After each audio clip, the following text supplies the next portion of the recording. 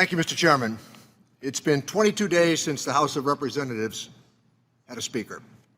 In that time, our Republican colleagues have left the body paralyzed, and we are no closer to averting another Republican government shutdown.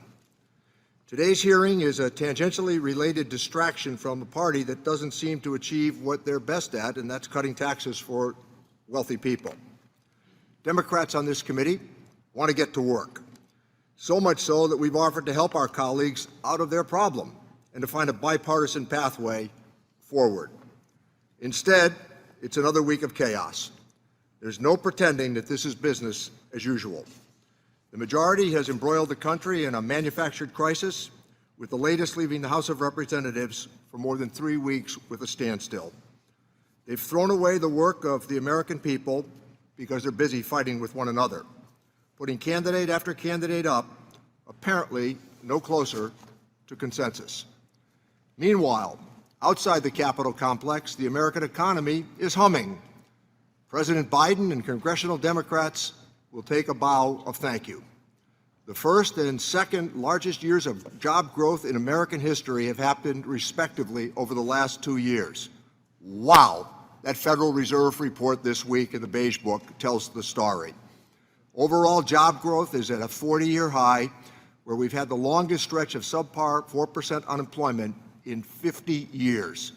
From 2019 to 2022, low-wage workers experienced the fastest real wage growth they've had since 1979, amid relentless wish-casting for a recession from our colleagues. Experts, however, just aren't seeing it. Rather, estimates for economic growth are consistently being revised upward, the latest 3.5%, and likely in the fourth quarter to be 4%. Legislation changes lives, and our current reality is proof. Our progress was made possible by the American Rescue Plan, the Inflation Reduction Act, the CHIPS and Science Act, and the bipartisan infrastructure law, and more. Democrats are rebuilding the economy from the bottom up and the middle out to spread opportunity to workers. And it's working. In the year since the Inflation Reduction Act was signed into law, more than 170,000 clean energy jobs have been created, with 9 million expected on the way over the next decade. Republican congressional districts are taking advantage of the Inflation Reduction Act.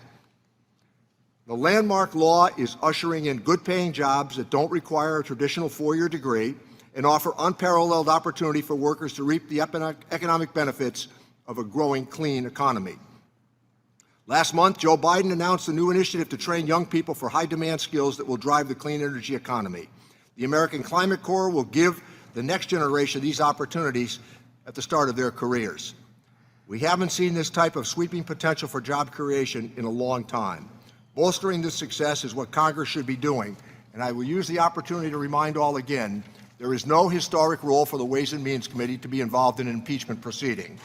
We should be on to doing the work of the American people as they've requested. There are plenty of new and innovative ways to harness economic mobility for the mutual benefit of all Americans. Today, we want to highlight, while Democrats innovate, Republicans apparently are still bent on infighting. We stand ready to assist our Republican colleagues in moving forward with an agenda that will benefit all members of the American family. With that, I yield back the balance of my time and welcome our witnesses. Thank you, Mr. Neal. I'd like the record reflect that chaos was created in this House of Representatives 22 days ago when 208 Democrats, 100% of the Democrats voting, and 8 Republicans vacated the Speaker of the House. I'd love to introduce the witnesses. Mr. Chairman, can I enter into the